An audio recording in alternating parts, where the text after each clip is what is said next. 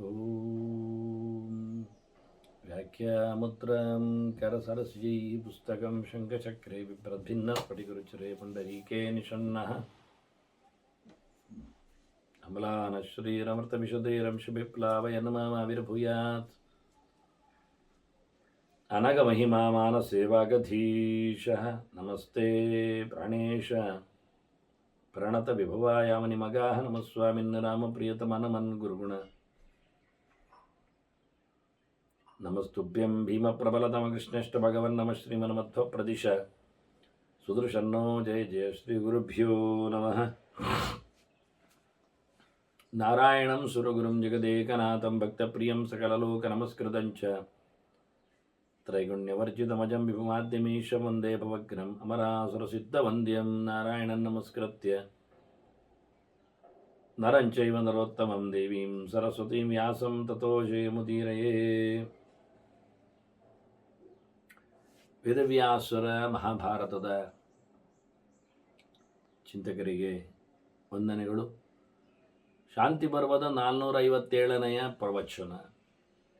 ಯಾಜ್ಞವಲ್ಕ್ಯರ ಮಾತುಗಳು.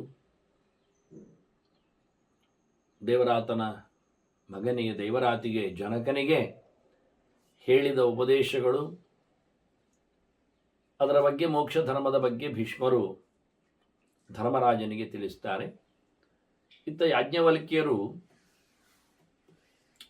ಯೋಗದ ಕೆಲವು ಮಾತುಗಳನ್ನು, ಯೋಗಿಯ ಬಗ್ಗೆ ಕೆಲವು ಗತಿಗಳನ್ನು ಹೇಳುತ್ತಾ, ಮುಖ್ಯವಾಗಿ ಈ ಯೋಗ ಮಾರ್ಗವನ್ನು ಅನುಸರಿಸುವವನಿಗೆ ತನ್ನ ಕೊನೆ ಗೊತ್ತಾಗ್ತದೆ ಅಂತ ಹೇಳ್ತಾನೆ. ಕೆಲವು ಲಕ್ಷಣಗಳು. ಯೋ ಅರುಂಧತೀನ್ನವಶ್ಯೇತ ತಥೈವ ಧ್ರುವಮಿತ್ಯಾಹುಹು ಅಂತ ಹೇಳುತ್ತಾ, ದೃಷ್ಟಪೂರ್ವ ಹಿಂದೆ ನೋಡ್ತಾ ಇದ್ದ ಅರುಂಧತಿ ಯಾವಾಗಲೂ ಕಾಣುತ್ತಿತ್ತವನಿಗೆ. ದೃಷ್ಟಪೂರ್ವಂ ಯಾಕೆ ಹೇಳಿದ್ದು ಅಂದರೆ, ಕೆಲವರಿಗೆ ಯಾವಾಗಲೂ ಕಾಣುವುದೇ ಇಲ್ಲ, ಅಂದರೆ ಅಷ್ಟು ಸೂಕ್ಷ್ಮ ಅದು. ಸಪ್ತರ್ಷಿ ಮಂಡಲ ನೋಡಬೇಕು, ಗಾಳಿಪಟದ ಹಾಗೆ 4 ಸ್ಕ್ವೇರಲ್ಲಿ ಮತ್ತು 3 ಬಾಲದ ಹಾಗೆ ಇರ್ತದೆ. ಉತ್ತರ ದಿಕ್ಕಿನಲ್ಲಿ ಕಾಣುತ್ತದೆ. ಈಗ ಬೆಳಿಗ್ಗೆ ಬೇಗ ಎದ್ದವರಿಗೆ 5 ಗಂಟೆ ಹೊತ್ತಿಗೆ ಉತ್ತರದಲ್ಲಿ ಎತ್ತರದಲ್ಲಿ ನೋಡಿದರೆ ಕಾಣುತ್ತದೆ. ಅದರಲ್ಲಿ 4 ಸ್ಕ್ವೇರ್ ಇದ್ದಾಯ್ತಲ್ಲ, ಬಾಲದಲ್ಲಿ 3ರಲ್ಲಿ ಮಧ್ಯದರಲ್ಲಿ ಸ್ವಲ್ಪ ಬೆಂಡಿದೆ. ಆ ಬಾಲ ಮಧ್ಯದಲ್ಲಿ, ಆ ಬೆಂಡಾದ ನಕ್ಷತ್ರದ ಪಕ್ಕದಲ್ಲಿ ಇನ್ನೊಂದು ನಕ್ಷತ್ರ ಕಾಣುತ್ತದೆ. ಅದು 8ನೇದ್ದು. ಅದರದ್ದು ವಸಿಷ್ಠ, ಅವನ ಪಕ್ಕದಲ್ಲಿನ ನಕ್ಷತ್ರ ಅದು ಅರುಂಧತಿ. ಅದು 2 ನಕ್ಷತ್ರಗಳು ಭಯಂಕರ ತಿರುಗ್ತಾ ಇವೆ ಅಂತ ವಾಸ್ತವವಾಗಿ. ಹಾಗಾಗಿ ನಿಮಗೆ ಎಲ್ಲಿ ಪಕ್ಕದಲ್ಲಿ ಕಾಣಬೇಕು ಅಂತಲ್ಲ, ಕಾಣುವ ಕಥೆಯೇ ಒಂದು ಅದ್ಭುತ ವಿಚಿತ್ರ. ಹಾಗಾಗಿ ದಿನ ಕಾಣುತ್ತಾ ಇದ್ದವನಿಗೆ ಅರುಂಧತಿ, ಅವನಿಗೆ ಕಾಣದಾಗಿ ಬಿಟ್ಟರೆ, ಅರುಂಧತಿ ಕಾಣುವುದಿಲ್ಲ ಆದರೆ ಅವನೊಂದು ವರ್ಷದಲ್ಲಿ ಸಾಯ್ತಾನೆ ಅಂತ ಅರ್ಥ. ಯೋಗಿಯ ಲಕ್ಷಣ ಇದು. ಅದರಂತೆ ಧ್ರುವ ನಕ್ಷತ್ರ, ಅದರ ಕಡೆಯಲ್ಲಿರುವುದು ಧ್ರುವ ನಕ್ಷತ್ರ. ಸಪ್ತರ್ಷಿಯ ನಕ್ಷತ್ರದ ಕಡೆಗೆ ಕಾಣುತ್ತದೆ ಧ್ರುವ ನಕ್ಷತ್ರ, ಬಿಳಿಯಾದದ್ದು. ನಾನು ಕಂಡಿದ್ದೇನೆ. ಇತ್ತೀಚೆಗೆ ಬಹಳ ಸಮಯದಿಂದ ಅದು ಕಾಣುತ್ತಾ ಇಲ್ಲ, ಅಂದರೆ ಲೋಕಕ್ಕೆ ಕಾಣುತ್ತಾ ಇಲ್ಲ. ಕಷ್ಟ ಅಂದರೆ ಹಾಗೆ ಕಾಣೋದಿಲ್ಲ. ಯಾಕೆಂದರೆ ನಾನು ನಮೂನೆ ಒಂದು ಬಿಲ್ಡಿಂಗು, ಸ್ಟ್ರಕ್ಚರು ಎಲ್ಲ ಆಗಲಿಕ್ಕೆ ಹೋಗಿ ಅದನ್ನೇ ಅಭ್ಯಾಸ ಮಾಡಿಕೊಂಡವರಿಗೆ ಮಾತ್ರ ಆಗ್ತದೆ. ಹಾಗಾಗಿ ಧ್ರುವವನ್ನು ಸಹ, ನಕ್ಷತ್ರವನ್ನು ಕಾಣದೇ ಹೋಗಿಬಿಟ್ರೆ ಅವನು, ಇದೇ ಇವನಿಗೆ ಕಾಣುತ್ತಾ ಇಲ್ಲ. ಪಕ್ಕದವರು ಹೇಳ್ತಾರೆ ಕಾಣುತ್ತದೆ ಅಂತ, ಅವನಿಗೊಂದೊಮ್ಮೆ ಕಾಣೋದಿಲ್ಲ ಅಂದರೆ ಅವನು ವರ್ಷದಲ್ಲಿ ಸಾಯ್ತಾನೆ ಅಂತ. ಅದರಂತೆ ಪೂರ್ಣೇಂದುಂ ದೀಪಮೇವಚ್ಚ ಖಂಡಾಭಾಸಂ ದಕ್ಷಿಣತ. ಇಡೀ ಚಂದ್ರನನ್ನು ಒಂದೊಮ್ಮೆ ಕಡಿಯಾಗಿ ಕಂಡ್ರೆ ಅವ, ಇಡಿಯಾಗಿ ಕಾಣದಿದ್ದರೆ, ದೀಪವನ್ನು ಚೆನ್ನಾಗಿ ಕಾಣುತ್ತಾ ಇಲ್ಲ ಆದರೆ, ಇದೆಲ್ಲ ಅವನಿಗೆ ಕಣ್ಣಿನಲ್ಲಿ ಜೀವ ಹೋದ ಲಕ್ಷಣ ಗುರುತಿಸಲಿಕ್ಕೆ ಬರ್ತದೆ. ಅಷ್ಟೇ ಅಲ್ಲದೆ ಕಣ್ಣಿನ ಕಡೆಯಲ್ಲಿ ನೀವು ಒತ್ತಿದಾಗ ಒಂಥರ ನವಿಲುಗರಿಯಾಗಿ ಕಾಣುತ್ತದೆ ಕಣ್ಣು. ಅದು ಖಂಡಾಭಾಸ. ಅದು ಒಮ್ಮೆ ಕಾಣದೆ ಹೋದ್ರು, ಒತ್ತಿದ್ರು ಕಣ್ಣಿನಲ್ಲಿ ಒಂಥರ ಕಾಣದೆ ಹೋದರೆ ಅದು ಕಣ್ಣಿನಲ್ಲಿ ತನ್ನ ಛಾಯೆ ಕಳ್ಕೊಂಡಿದೆ ಅಂತ ಅರ್ಥ. ಅವನು ತೇಬಿ ಸಂವತ್ಸರ ಆಯುಷಃ, ಅವರಿಗೆಲ್ಲ 1 ವರ್ಷ ಆಯುಷ್ಯ ಇರುವುದು ಅಂತ ಕ್ರಮ. ಇನ್ನೊಂದು ಮುಖ್ಯ ಇದೆ, ಪರಚಕ್ಷುಷಿ ಚ ಆತ್ಮಾನಂ ಏನ ಪಶ್ಯಂತಿ ಪಾರ್ಥಿವ. ಇನ್ನೊಬ್ಬರ ಕಣ್ಣಿನಲ್ಲಿ ಇವನು ನೋಡಬೇಕು. ಕಣ್ಣಿಗೆ ಕಣ್ಣಿಟ್ಟು ನೋಡುವಾಗ ಅವನ ಕಣ್ಣಿನಲ್ಲಿ ಇವನ ಫೋಟೋ ಬೀಳ್ತದೆ, ಅವನ ರೆಟಿನಾದಲ್ಲಿ, ಕಣ್ಣುಗುಡ್ಡೆಯಲ್ಲಿ, ಕಣ್ಣಿನಲ್ಲಿ, ಕಪ್ಪಿನಲ್ಲಿ, ಕಾನಿನದಲ್ಲಿ. ಹಾಗೊಂದು ನಮ್ಮ ಈ ಚಿತ್ರ ಬೀಳದಿದ್ದರೆ, ಹೀಗೆ ನೋಡುವಾಗ ಅವರವರಿಗೆ ಅವರವರ ಚಿತ್ರ ಇನ್ನೊಬ್ಬರ ಕಣ್ಣಿನಲ್ಲಿ ಕಾಣಬೇಕು. ಅದು ಕ್ಯಾಮರಾ ಇದ್ದಾಗೆ. ಮತ್ತೊಬ್ಬರ ಕಣ್ಣಿನ ನಡುವೆ ಗುಡ್ಡೆಯಲ್ಲಿ ಸಣ್ಣದು ಕಪ್ಪಿನಲ್ಲಿ ಇವನ ಚಿತ್ರ ಬಿದ್ದರೆ ಇವನು 1 ವರ್ಷದೊಳಗೆ, ಅಲ್ಲ ಬಿದ್ದರೆ ಒಳ್ಳೆಯದು, ಬೀಳದಿದ್ದರೆ 1 ವರ್ಷದೊಳಗೆ ಸಾಯ್ತಾನೆ ಅಂತ ಅರ್ಥ. 1 ವರ್ಷ ಆಯುಷ್ಯ ಉಂಟು ಅಂತ ಅರ್ಥ. ಹಾಗಾಗಿ ಸಾಯುವವರು ಪರೀಕ್ಷೆ ಮಾಡಲಿಕ್ಕೆ ಬಹುದು. ಇನ್ನೊಬ್ಬರ ಹತ್ತಿರ ಹೋಗಿ ನಿಲ್ಲುವುದು, ಕಣ್ಣಿನಲ್ಲಿ ಕಾಣ್ತೇನೆ ಇಲ್ವಾ, ಕನ್ನಡಲ್ಲಿ ಕಂಡಾಗಿ ಕಂಡ್ರೆ ಬದುಕಿದ್ದಾರೆ, 1 ವರ್ಷ ಗ್ಯಾರಂಟಿ ಬದುಕ್ತಾರೆ ಅಂತ ಅರ್ಥ. ಇದು ಯೋಗಿಯ ನೆಲೆಯಲ್ಲಿ ಹೇಳ್ತಾ ಇರುವಂಥದ್ದು, ಸಾಮಾನ್ಯಕಾರರಿಗೆ ವಿಶೇಷ ಅಲ್ಲ ಇದು ವಾಸ್ತವವಾಗಿ. ಹಾಗೆ ಇನ್ನೂ ಸಹ ಇನ್ನೊಂದು ವಿಚಿತ್ರ ಅಂದರೆ ಅತಿದ್ಯುತಿ ಅತಿಪ್ರಜ್ಞಾ ಅಪ್ರಜ್ಞಾ ಚ ಅದ್ಯುತಿಸ್ತತ ಪ್ರಕೃತಿಯ ವಿಕೃತಿ ಮಾಪನ್ನಾ. ಮನುಷ್ಯ ಸಹಜವಾಗಿರ್ತಾನೆ, ಅವನಲ್ಲಿ ಏನಾದರೂ ವಿಕ್ರಿಯಾಪತ್ತಿ ಕಂಡ್ರೆ, ಪ್ರಕೃತಿಯೇ ವಿಕ್ರಿಯಾಪತ್ತಿ, ಅವನ ಪ್ರಕೃತಿಯಲ್ಲಿ ವಿಕಾರ ಆದರೆ ದಪ್ಪಾಗಿ ಹೋಗ್ತಾನೆ. ಕೆಲವೊಮ್ಮೆ ಅವನ ಪ್ರಕೃತಿ ಅದಲ್ಲ, ತೆಳ್ಳಗಾಗಿ ಬಿಡ್ತಾನೆ ಒಮ್ಮೆಲೆ. ಹೀಗೆ ವಿಕಾರ ಬಂದರೆ ದೇಹದಲ್ಲಿ ಭಾರಿ ಬ್ರೈಟ್ ಆಗಿ ಬಿಡ್ತಾನೆ, ಏನು ಕಾಂತಿ, ಏನು ತೇಜಸ್. ಹಾಗೆ ಕೆಲವೊಮ್ಮೆ ಭಾರಿ ಬುದ್ಧಿವಂತಿಕೆ, ತುಂಬ ತುಂಬ ವಿಚಿತ್ರವಾದಂತಹ ಪ್ರಜ್ಞಾ. ಹಾಗೆ ಕೆಲವೊಮ್ಮೆ ಪೂರ ಮರೆವು, ಏನು ಗೊತ್ತಿಲ್ಲ, ಒಂದು ಚೂರು ಬ್ರೈಟ್ನೆಸ್ಸೇ ಇಲ್ಲ, ಡಲ್, ತೇಜೋಹೀನ. ಹೀಗೆಲ್ಲ ಆಗಿಬಿಟ್ರೆ ಒಮ್ಮೆಲೆ ಬದಲಾವಣೆ ಕಂಡ್ರೆ ಷಣ್ಮಾಸಾತ್ ಮೃತ್ಯು ಲಕ್ಷಣ, 6 ತಿಂಗಳಲ್ಲಿ ಸಾಯ್ತಾನೆ ಅಂತ ಅರ್ಥ. ಅವನ ಯೋಗದ ಸಾಧನೆಯಲ್ಲಿ ಅವನ ಕೊನೆ ಗತಿಯಲ್ಲಿ ಕೆಲವು ಬದಲಾವಣೆಗಳು ಆಗ್ತವೆ. ಇನ್ನು ಕೆಲವೊಮ್ಮೆ ಉಂಟು, ದೈವತಾನ್ಯವಜಾನಂತಿ ಬ್ರಾಹ್ಮಣೈಶ್ಚ ವಿರುದ್ಧತೆ. ಇದೊಂದು ವಿಚಿತ್ರ. ದೇವತೆಗಳನ್ನೆಲ್ಲ ಬೈತಾನೆ, ಜ್ಞಾನಿಗಳ ಜೊತೆಯಲ್ಲಿ, ಓದಿದವರ ಜೊತೆಯಲ್ಲಿ ಗಲಾಟೆ ಆಗ್ತದೆ. ಇದು ಒಂದು ಲಕ್ಷಣ, ಅವನು ಹೋಗ್ಲಿಕ್ಕೆ ಆಯಿತು ಅಂತ. ಅವನನ್ನು ಹೋಗಲಿಕ್ಕೆ ಗಳಿಸಲಿಕ್ಕೆ ಇದು ಒಂದು ಕಾರಣ. ಇತರ ದೇವತೆಗಳ ಮೇಲಿನ ಅವಮಾನ, ಬ್ರಾಹ್ಮಣರ ದ್ವೇಷ, ಅವರೆಲ್ಲ ಶಾಪ ಹಾಕಿ ಬಿಡುತ್ತಾರೆ, ಅವರು ಬೈದುಕೊಳ್ತಾರೆ, ನೋವುಂಡುತ್ತಾರೆ. ಅದರಿಂದ ಇವನು ಹೊರಡ್ತಾನೆ. ಇದರಲ್ಲಿ ಒಂದು ಗಮ್ಮತ್ತು ಅಂದರೆ, ಆ ಬೈದುಕೊಂಡವರಿದ್ದಾರಲ್ಲ, ಗಲಾಟೆ ಬೀಸಿದವರು, ಅವರು ತಮ್ಮ ಪುಣ್ಯವನ್ನು ಕಳ್ಕೊಳ್ತಾರೆ. ಇದೊಂದು ಕತೆ. ಕೊನೆಗವರು ಹೇಳ್ತಾರೆ, ಶಾಪ ಹಾಕಿದ್ರು ಸತ್ತೋದ್ರು ಅಂತ ತಿಳ್ಕೊಳ್ತಾರೆ ಜನ. ಹಾಗೆ ಆಗುವ ಹಾಗೆ ನಿಜವಾಗಿ ಒಂದು ವ್ಯವಸ್ಥೆ ಅದು.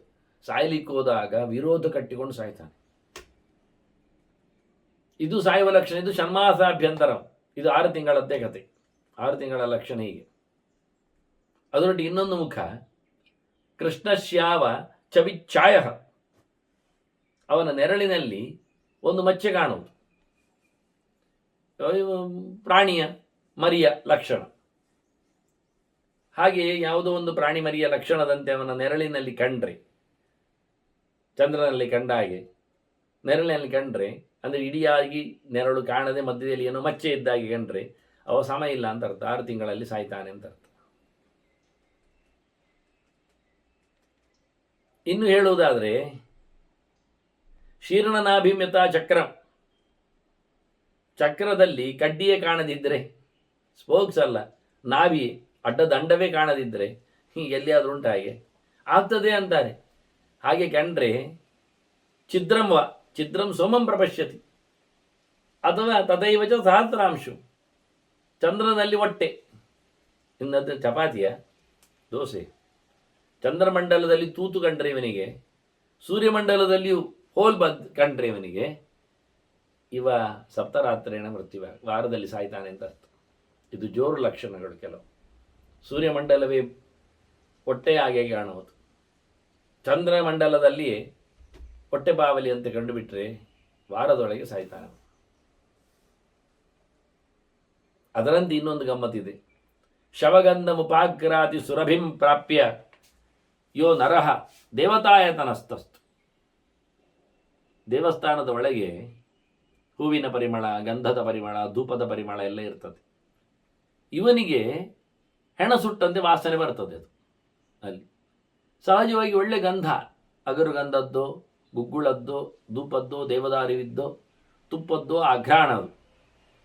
ಇವನ ಮುಸುಂಡಿಗೆ ಮಾತ್ರ ಅದು ಹೆಣದ ಸುಟ್ಟ ವಾಸನೆ ಬರ್ತದೆ ಅಂತಾದರೆ ಇವ 7 ದಿನದಲ್ಲಿ ಸಾಯ್ತಾನೆ ಅಂತ ಅರ್ಥ. ಹಾಗೆ ಕರ್ಣನಾಸ ಅವನವನಂ, ಕಿವಿಯು ಸಟ್ಟೆಗಾಗುವುದು, ಮೂಗು ಆರೆ ಆಗುವುದು, ಇದು ಲಕ್ಷಣ ಆಗುವಂಥ ಬದಲಾವಣೆ, ವಿಕಾರದಲ್ಲಿ ಸೇರ್ತದೆ ಇದು. ದಂತದೃಷ್ಟಿ ವಿರಾಗಿತ, ಹಲ್ಲು ಬಣ್ಣ ಕಳ್ಕೊಳ್ಳುವುದು, ಕಣ್ಣು ಬಣ್ಣ ಕಳ್ಕೊಳ್ಳುವುದು, ಕಣ್ಣು ಕೆಂಪಾಗುವುದು, ಹಲ್ಲು ಕಪ್ಪಾಗುವುದು, ಇವೆಲ್ಲ ಸಾಯುವ ಲಕ್ಷಣ ಅಂತಾರೆ. ಹಾಗೆ ಸಂಜ್ಞಾಲೋಪ, ಎಚ್ಚರ ತಪ್ಪುವುದು, ಮರೆವು, ಯಾರು ಏನು ಅಂತ ಗೊತ್ತೇ ಇಲ್ಲ, ಏನು ಯಾವುದೊಂದು ಗೊತ್ತೇ ಇಲ್ಲ, ಯಾವುದರ ಪರಿಚಯವೂ ಇಲ್ಲ, 0. ನಿರುಕ್ಷ್ಮತ್ವಂ, ಮೈ ಚಪ್ಪೆಗಟ್ಟುವುದು, ಎಲ್ಲಿ ನೋಡಿದರೆ ಬಿಸಿ ಇಲ್ಲ. ಇದೆಂತ ಕೇಳಿದ್ದು ಸದ್ಯೋ ಮೃತ್ಯುವಿಂದ ದರ್ಶನ, ಇದು ಈಗಲೇ ಸಾಯ್ತಾನೆ ಅಂತ ಅರ್ಥ ಅಂತ. ಭಾರಿ ಹತ್ತಿರದ ಲಕ್ಷಣ ಇದು.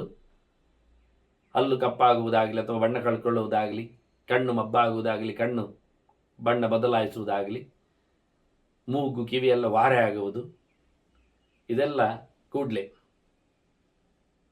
ಅವಸ್ಮಾಚ್ಚ ಸ್ರವೇದ್ಯಸ್ಯ ವಾಮಮಕ್ಷಿ ನರಾಧಿಪ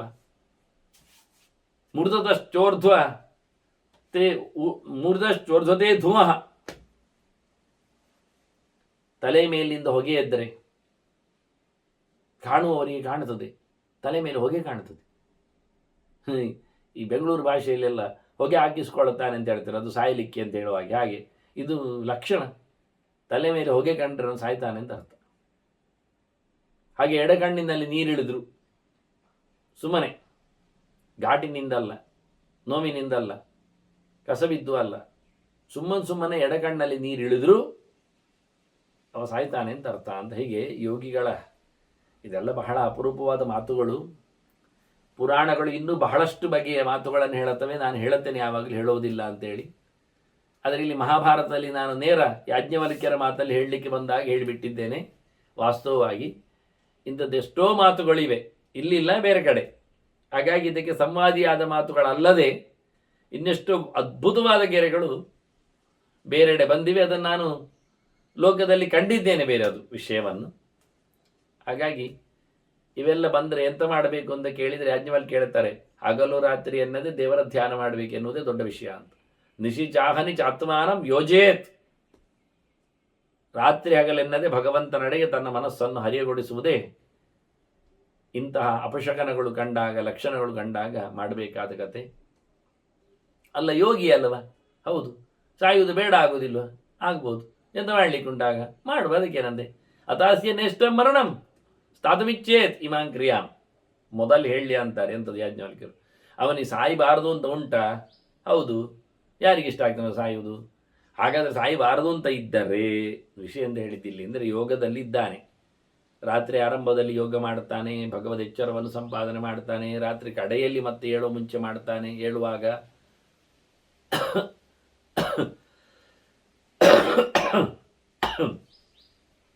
ಇಂತಹ ಧ್ಯಾನನಿಷ್ಠ ಯೋಗಿಗೆ ಅವನ ಯೋಗದ ಪ್ರಭಾವದಿಂದಾಗಿ ಅವನು ಮುಂಚೂಣಿಯಾಗಿ ಸಾಯುವುದು ಅವನಿಗೆ ಲಕ್ಷಣವಾಗಿ ಕಾಣುತ್ತದೆ ಅಂತ ನಾವು ಹೇಳಿದ್ದು. ಕಂಡ ಬಳಿಕ ಅವನು ರಾತ್ರಿ ಹಗಲೆನ್ನದೇ ಭಗವಂತನ ಧ್ಯಾನದಲ್ಲಿ ರತನಾಗಿ ತನ್ನನ್ನು ತಾನು ಸಮರ್ಪಿಸಿಕೊಳ್ಳಲಿಕ್ಕೆ ಉಂಟು. ಅದವನ ಸೂಚನೆ. ಹೊರಡಲಿಕ್ಕೆ ಆಯ್ತು ಮಾರಾಯ, ಗಡಿಬಿಡಿಯಲ್ಲಿ ಮುಗಿಸುವಂತ. ಅವನು ಇಷ್ಟ ಆಗುವುದಿಲ್ಲ ಆದರೆ ಧ್ಯಾನ ಮಾಡುವುದನ್ನು ನಿಲ್ಲಿಸಬೇಕು, ಮತ್ತೆಂಥದ್ದು ಅಂತಾರೆ. ಹೋಗುವುದಿಲ್ಲ ಅಂತ ಅರ್ಥ, ಮತ್ತೆ ಅಷ್ಟೇ. ಅವನ ಯೋಗ ಪ್ರಕ್ರಿಯೆಯನ್ನು ನಿಲ್ಲಿಸಿ ಬಿಡಲಿ, ಆಗ ಅವನಿಗೆ ಹೋಗುವ ತರಾತುರಿ ಇಲ್ಲ ಆಗ್ತದೆ, ಪುಣ್ಯ ವಿಶೇಷ ಬರುವುದಿಲ್ಲ, ದೇಹ ಸ್ವಸ್ಥಕ್ಕೆ ಆಗ್ತದೆ. ಮತ್ತೆಂತ ಮಾಡೋದೆಂದು ಉಂಟಲ್ಲ ಹೊರಗಿನದ್ದು ಅಷ್ಟೇ. ಸರ್ವಗಂಧ ರಸಾಂಶೈವ ಧಾರಯಿತ ಸಮಾಹಿತ. ಎಲ್ಲವನ್ನು ತಗೊಳ್ಳೋದು ಮತ್ತೆ. ಗಂಧರಸ ಅಂದರೆ ಮಣ್ಣು ನೀರು ಅಂತ ಅರ್ಥ. ಮಣ್ಣಿನ ಗುಣ ಗಂಧ, ನೀರಿನ ಗುಣ ರಸ. ಅದರಿಂದ ಅನ್ನಾಹಾರ ಊಟೋಪಚಾರ ಗೌಜಿಯಲ್ಲಿ ಮಾಡಿಕೊಳ್ಳುವುದು. ಯೋಗಿಯಾದವ ಇಷ್ಟರವರೆಗೆ ಅದನ್ನು ಕಮ್ಮಿ ಮಾಡಿಕೊಂಡು ನೆಲೆಗೊಂಡಿದೆ. ಈಗ ಎಂಥದಿಲ್ಲ, ನಿನಗೆ ಸಾಯಬಾರದು ಅಂತ ಖಂಡಿತ ಯೋಗವನ್ನು ನಿಲ್ಲಿಸು, ಧ್ಯಾನವನ್ನು ಬಿಟ್ಟುಬಿಡು. ಮತ್ತೆ ಸಹಜವಾಗಿ ಊಟೋಪಚಾರಗಳಲ್ಲಿ ನಿನ್ನನ್ನು ದುಡಿಸಿಕೋ. ಮತ್ತೆ ಎಂಥದೂ ಇಲ್ಲ, ಮತ್ತೆಂತ ಹೇಳುದು. ಈಗ ಸದ್ಯಕ್ಕೆ ಜಯಚ್ಚ ಮೃತ್ಯು ಯೋಗೇನ, ಈಗ ಒಂದು ಯೋಗದ ಸಾಮರ್ಥ್ಯದಿಂದ ಮರಣವನ್ನು ಗೆಲ್ತಾನೆ. ಆದರೆ ಶಾಶ್ವತವಾಗಿ ಮರಣವನ್ನು ಗೆಲ್ಲುವುದಂತೊಂದುಂಟ? ಇಲ್ಲ. ಯಾವತ್ತಾದ್ರೂ ಮುಂದುವರಿಲಿ ಬೇಕಲ್ಲ, ಬೇಕು. ಆಗ ಈಗ ಅವನಿಗೆ ಸಾಯಬಾರದು ಅಂತ ಕಂಡದ್ರಿಂದ ಗಮ್ಮತ್ತಿನಲ್ಲಿ ಸ್ವಲ್ಪ ಸಮಯ ತಿಂದ, ತಿರುಗಿದ, ಬದುಕಿದ, ಮತ್ತೆ ಅವನ ಯೋಗದೆಡೆಗೆ ಮುಳುಗ್ತಾನೆ. ಮತ್ತೊಮ್ಮೆ ಯೋಗವನ್ನು ಮುಂದುವರಿಸ್ತಾನೆ. ಆಗ ಅವನು ಯಾವುದೋ ಒಂದು ಲಕ್ಷಣ ಮತ್ತೆ ಕಾಣ್ತದೆ. ಮತ್ತೆ ಬೇಡ ಅಂತಾದರೆ ನಿಲ್ಲಿಸ್ತಾನೆ, ಇಲ್ಲ ಆದರೆ ಬಿಟ್ಟುಕೊಡ್ತಾನೆ. ಯಾವತ್ತಾದರೂ ಒಂದಿನ ಅಂತೂ ತನ್ನನ್ನು ಸಮರ್ಪಿಸಿಕೊಳ್ಳುತ್ತಾನೆ. ಕೊಟ್ಟವ ಗಚ್ಚೆಚ್ಚ ಪ್ರಾಪ್ಯ ಅಕ್ಷಯಂ ಸ್ಥಾನ. ಉತ್ತಮೋತ್ತಮವಾದ ಲೋಕವನ್ನು ಖಂಡಿತವಾಗಿ ಆತ ಪಡಿತಾನೆ. ಅಂದರೆ ಟೆಂಪರರಿ ಮಧ್ಯದಲ್ಲಿ ಆತನಿಗೆ ಬೇಡ ಅಂತ ಅನಿಸಿದ್ರೂ ಉಪಾಯ ಇದೆ, ಯೋಗವನ್ನು ನಿಲ್ಲಿಸಿಕೊಂಡು ಬದುಕುವಂಥದ್ದು. ಆ ಬಳಿಕವೂ ಹೊರಡುತ್ತಾನೆ. ಅಂದರೆ ಯೋಗದಿಂದ ಮರಣವನ್ನು ಸಹ ಮುಂದೂಡಬಹುದು ಎನ್ನುವುದನ್ನು ಹೇಳಲಿಕ್ಕೆ ಬರ್ತದೆ ಎನ್ನುವ ಲೆಕ್ಕಾಚಾರ ಇಲ್ಲಿ ಯಾಜ್ಞವಲ್ಕ್ಯರ ಮಾತಲ್ಲಿ ಬಂದಿದೆ.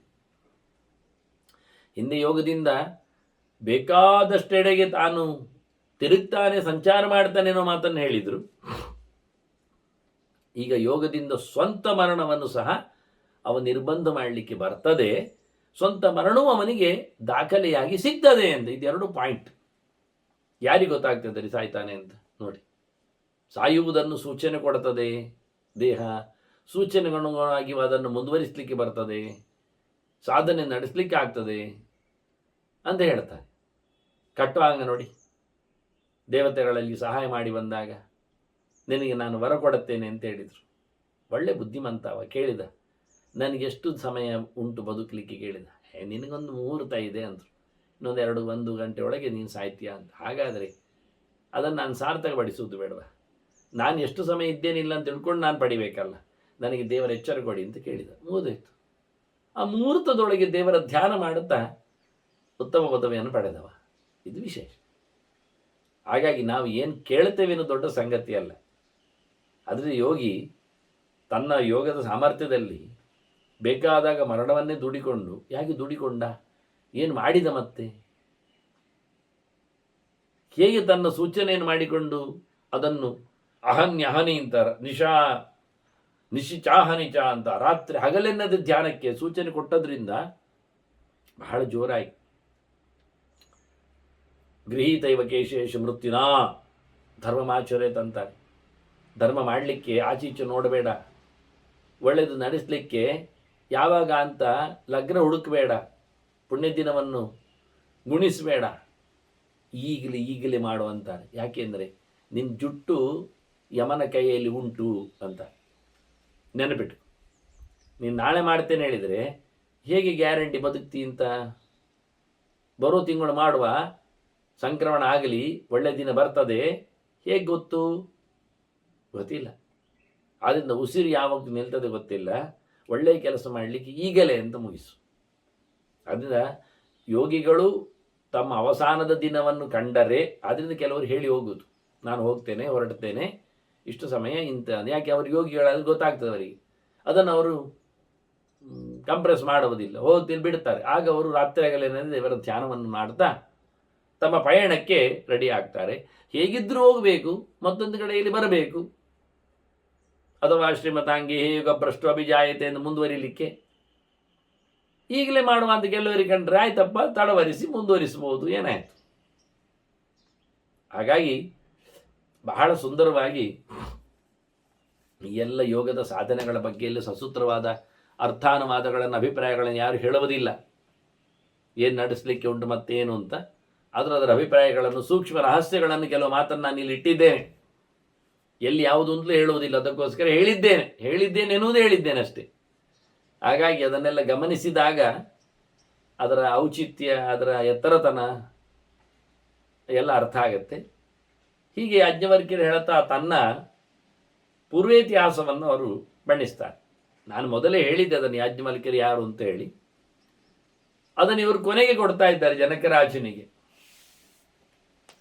ನಾನು ಋಷಿ ಅಲ್ವಾ, ನಾನು ಋಷಿಯ ಆಚರಣೆಯನ್ನು ಮಾಡ್ತಿದ್ದೆ, ಚಂದ ಮಾಡಿ. ಗುರುಕುಲದಲ್ಲಿ ಕಲಿಯುವುದು ನಾವು ಮೊದಲು ತಿಳ್ಕೊಳ್ಬೇಕಾದ್ದು. ವಾಸ್ತವವಾಗಿ ಯಾಜ್ಞವಲ್ಕ್ಯರು ಏನಾಯಿತು ಅವರ ಕತೆ ಅಂದರೆ, ವೈಶಂಪಾಯನರ ಶಿಷ್ಯರವರು, ವೈಶಂಪಾಯನ ಸಂಬಂಧಿ, ವೈಶಂಪಾಯನ ಅವರಿಗೆ ಸೋದರ ಮಾವ, ವೇದವ್ಯಾಸರ ಶಿಷ್ಯ ವೈಶಂಪಾಯನ ಅಂದರೆ. ಅದು ಮುಂದೆ ಹೇಳುವ ವೇದವ್ಯಾಸರ ಶಿಷ್ಯರ ನೆನಪು ಬಂದಾಗ. ಅವರಿಗೆ ಒಮ್ಮೆ ಮೀಟಿಂಗಿಗೆ ಕಾಲ್ ಬಂತು. ಹಿಂದೆಲ್ಲ ಮೀಟಿಂಗ್ ಕಾಲ್ ಬರೋದು ಅಂದರೆ ಹಿಮಾಲಯದಲ್ಲಿ ಕೂತು ಋಷಿಗಳು ಇದ್ದವರು ಸೇರಿ ಸಭೆ ಮಾಡಿ ಎಲ್ಲ ಋಷಿಗಳಿಗೆ ಮೆಂಟಲಿ ಮೆಸೇಜ್ ಪಾಸ್ ಮಾಡೋದು. ಇಷ್ಟು ದಿನದಲ್ಲಿ, ಒಂದು ವಾರವೋ 10 ದಿನವೋ, ಅದು ಯಾವುದೊಂದು ದಿನ ಹೇಳುತ್ತಾರೆ, ಚಾಂದ್ರಮಾನದ ಲೆಕ್ಕಾಚಾರದಲ್ಲಿ ಹೇಳುತ್ತಾರೆ. ಹುಣ್ಣಿಮೆಯಂದು, ಹುಣ್ಣಿಮೆ ಕಳೆದ 10ನೇ ದಿನದಂದು ಏನು ಹೇಳ್ತಾರೆ, ಸಂಕ್ರಾಂತಿ ಹೊತ್ತಿಯನ್ನು ಹೇಳ್ತಾರೆ. ಮೆಸೇಜಲ್ಲಿ ಇರ್ತದೆ ಅದು ಡೇಸ್. ಆ ದಿನ ಮತ್ತು ವೆನ್ಯೂ ಹಿಮಾಲಯದ ತಪ್ಪಲು ಯಾವುದೊಂದು ವನವೋ ಗಿರಿಯೋ ಹೇಳುತ್ತಾರೆ, ಅಥವಾ ನದಿಯ ತೀರವೋ ಹೇಳುತ್ತಾರೆ. ಅಲ್ಲಿ ಆ ದಿನ ಅಲ್ಲಿ ಎಲ್ಲ ಋಷಿಗಳು ಬರಬೇಕು ಮೀಟಿಂಗಿಗೆ. ಅವರು ಹೇಳೋದು ಅಲ್ಲಿ ಬಂದಂದ್ರೆ ಮತ್ತೆ ಮಾತುಕತೆ.